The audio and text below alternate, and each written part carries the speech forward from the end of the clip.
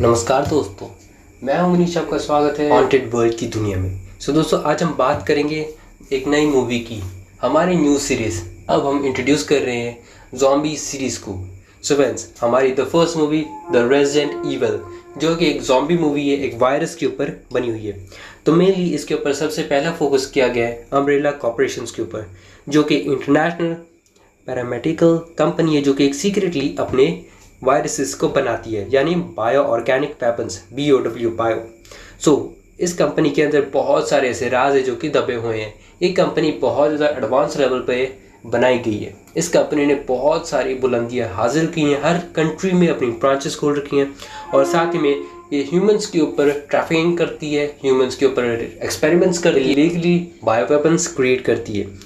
Umbrella corporation है जिन्होंने पूरी दुनिया को तबाह करने का मुद्दा उठाया है। तो दोस्तों, आज हम इस मूवी की सीरीज को शुरू करते हैं, तो आप इस सीरीज को एंजॉय कीजिए। दोस्तों, सबसे पहला फोकस किया गया अम्ब्रेला कॉर्पोरेशंस के ऊपर, यानी कि रैकून सिटी, जहां से सारी की सारी शुरुआत स्टार्ट हुई थी।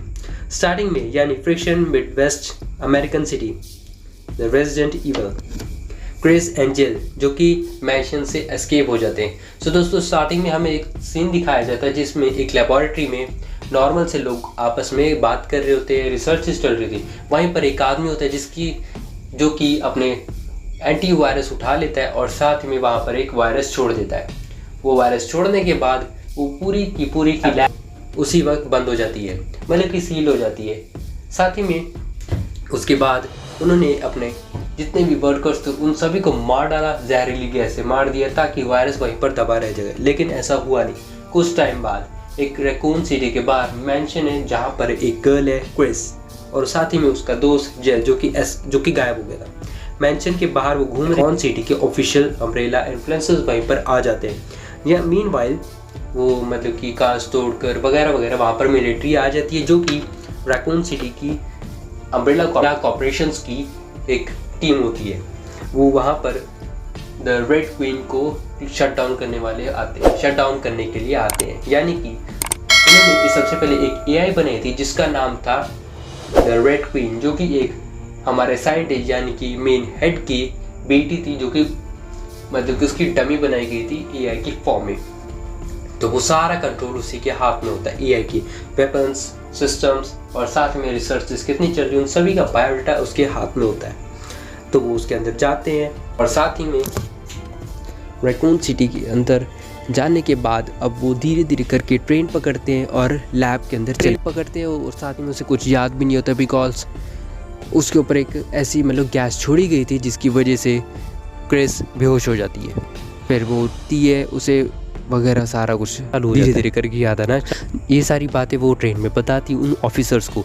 वो ट्रेन के ज़रिए पहुंच जाते हैं लैब के अंदर। वो इतनी बड़ी लैब होती है कि उसे बहुत ज़्यादा टाइम लग जाता है, लेकिन उनके पास सिर्फ 3 घंटे होते हैं, क्योंकि 3 घंटे बाद वो लैब अपने आप बंद हो जाती है। वो सारे धीरे धीरे करके छानबीन करते हैं, धीरे धीरे करके देखने को मिलती हैं लाशें, ज़ॉम्बीज़, जो कि अभी बंद होते हैं, लेकिन किसी न किसी तरीके से एस्केप हो जाते हैं। वो रेड क्वीन के चेंबर तक पहुंच जाते हैं, जहां पर उन्हें रेड क्वीन देखने को, वहां पर एक लेज़र भी होता है और साथ में एक सील्ड होता है, जो कि बड़ी मुश्किल से वो कोड तो तोड़ लेते हैं, लेकिन जब वो अंदर जाते हैं उनके 3-4 साथी मारे जाते हैं, और साथ में उनके दो साथी जो कि पीछे रखवाली कर रहे होते हैं। जैसे वो रेड क्वीन को डीएक्टिवेट करते हैं, तभी डीएक्टिवेट होने के बाद जितने भी गेट्स बंद थे वो सारे खुल जाते हैं, जिसकी वजह से जितने भी ज़ॉम्बीज़ थे वो सारे के सारे बाहर आ जाते हैं। वो कोई नॉर्मल ज़ॉम्बीज़ नहीं होते, वो दूसरे इन्फेक्टेड ज़ॉम्बीज़ होते हैं, यानी बायो वेपन्स।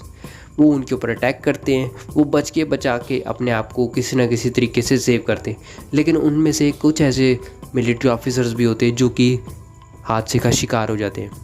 क्रिस को धीरे धीरे करके सारा कुछ याद आ रहा था। वो वेपन्स के ज़रिए अपने आप को सेव कर लेती है, और साथ में उसे वही एक पुलिस ऑफिसर के साथ एक उसका दोस्त जेल भी होता है, जो कि उसे एस्केप करने में हेल्प करता है।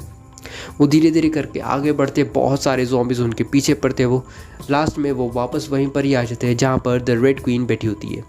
रेड क्वीन को वापस एक्टिवेट करते हैं और उससे पूछते हैं भी इस जगह से बाहर कैसे निकलें, क्योंकि उनके पास टाइम की बहुत ज़्यादा कमी थी और उनके पास ज़्यादा भी टाइम नहीं था, लेकिन फिर भी वो कोशिश कर रहे होते हैं। उसके बाद वो धीरे धीरे करके आगे बढ़ रहे हैं, और साथ ही में हमारी main lead actor Chris test की गई एक डेमो बॉडी 50 में से, जो कि बहुत ज़्यादा अच्छा परफॉर्म करती है। वो धीरे धीरे करके सारे ज़ॉम्बीज़ को मार रहे होते हैं। बहुत ज़्यादा परेशानी होती है, बहुत ज़्यादा खून खराबा होता है। ज़ॉम्बीज़ उनके पीछे हाथ धोकर पड़े होते हैं। वो धीरे धीरे करके लैब्स के अंदर जाते हैं। क्रिस को एकदम से याद आ जाता है कि उसे एक एंटीबायोटिक चाहिए, जो कि ग्रीन में है और ब्लू वायरस में है। वो वहीं पर लैब में जाती है जहाँ पर उसे एंटीबायोटिक्स पड़े होते हैं, लेकिन जब वो लैब के अंदर जाती है ना, तो उसे एंटीबायोटिक्स मिलते नहीं है। वो इसी चीज़ के ऊपर बहुत ज़्यादा इरिटेट भी होती है। और तभी एक ऐसा मॉन्स्टर खुल जाता है जो कि बहुत ज़्यादा डरावना था, मतलब कि मारने वाला था। वो मतलब कि खून का प्यासा था। वो उस जब जेल उन सभी के ऊपर हमला कर देता है, जेल उन सभी को मतलब कि अपने साथियों को ही धोखा दे देता है और वहाँ से चला जाता है, उन सभी को बंद करके। पीछे से एकदम से उनका जो ऑफिसर एक था, जो कि पहले से ही वो आराम से निकल जाता है। वो इन्हें बचाता है, लैब का दरवाज़ा खोल देता है और उसके बाद बाहर निकल जाए, एस्केप हो जाते हैं। तभी उनमें से कुछ ऐसे ऑफिसर्स होते हैं, जैसे एक फीमेल ऑफिसर थी जिसके ऊपर बहुत सारे अटैक हुए थे, मतलब कि ज़ॉम्बीज़ ने उसके ऊपर ना खून खरोंचे मार दी थी, तो उसे मारने वाले थे क्योंकि वो ज़ॉम्बी में कन्वर्ट हो सकती थी कभी भी। के बाद वो लैब में ट्रेन तक पहुंच जाती है, यानी कि स्टेशन तक पहुंच जाते हैं, पता नहीं कैसे, लेकिन वो पहुंच जाते हैं। वहाँ पर उन्हें वो ज़ॉम्बी मिलता है, तो वो उसे मारने की कोशिश करते हैं। वो बहुत ज़्यादा घायल हो जाते हैं, लेकिन उसने जेल को मार दिया था और साथ में ताज़ा खून पी लिया था। उसके बाद वो ताकतवर हो गया था और भी ज़्यादा। और साथ में रेड क्वीन वहीं पर भी आती है और उन सभी को बताती रहती है कि जब वो ज़ॉम्बी ताज़ा खून पिएगा वो और ज़्यादा ताकतवर होता जाए। तो बचते बचा कर ये किसी न किसी तरीके से ट्रेन के अंदर चढ़ जाते हैं और ट्रेन को चालू कर देते हैं। उसके बाद ट्रेन चल रही होती है, वो ज़ॉम्बी पीछे से एकदम से आ जाता है। ये बहुत सारी लड़ाइयाँ लड़ते हैं, मशीन गन्स के जरिए उसके ऊपर अटैक करते हैं, लास्ट में आकर उसे जला देते हैं, जिसके बाद वो जल जाता है। उसके जलने के ठीक बाद ही ये बड़ी मुश्किल से निकल जाते हैं और मैंशन से बाहर आ जाते हैं, मैंशन की ओर बढ़ जाते हैं और इनका टाइम ख़त्म हो जाता है और गेट क्लोज हो जाता है। ये यही सोचते हैं कि हाँ कि अब हम बच गए, लेकिन सारे ऑफिसर जा चुके होते हैं सिवाय पुलिस ऑफिसर के और साथ ही में मेन लीड एक्टर क्रिस को छोड़कर। तभी उसके बाद ही कहीं से अम्ब्रेला कॉर्पोरेशंस के जितने भी साइंटिस्ट थे वो सारे आ जाते हैं। वो क्रिस को पकड़ लेते हैं और साथ ही में और उस पुलिस ऑफिसर के ऊपर भी उसे पकड़ लेते हैं, क्योंकि उसके ऊपर हल्के फुल्के निशान थे, इसके लिए उसके ऊपर एक्सपेरिमेंट करने के लिए चले जाते हैं। क्रिस को पकड़कर उसके ऊपर सुइयाँ घुसेड़ देते हैं और साथ में उसके ऊपर भी एक्सपेरिमेंट करते हैं और वायरस डाल देते हैं ताकि उसके अंदर टेस्ट किए जा सके। जब क्रिस को होश आता है तो वो उठती है, तो उसके बाद वो देखती है रकून सिटी की हालत इतनी बुरी हो चुकी थी, मतलब हर अफरा तफरी बची हुई थी और बहुत ज़्यादा ज़ॉम्बीज़ ने अटैक कर दिया था, इन्फेक्शन फैल गया था और साथ ही में ये एंटीबायोटिक यानी एंटीवायरस पूरी दुनिया में फैल चुका था। पूरी की पूरी रैकून सिटी तबाह हो चुकी थी और पूरी रैकून सिटी के अंदर ज़ॉम्बीज़ फैल चुके थे।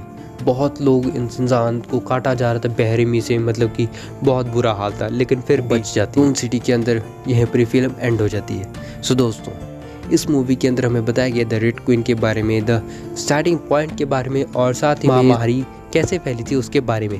सो दोस्तों, अगर आपको हमारी ये सीरीज यानी कि फर्स्ट द रेजिडेंट इविल पसंद आए तो ज़रूर लाइक कर दीजिएगा। यह हमारा पहला पार्ट है और साथ ही में अगला पार्ट भी बहुत जल्दी आने वाला है। सो दोस्तों, मैं लेता हूँ अलविदा। अगर आपको this is hosted by Manish signing off. Take care, be healthy and good bye.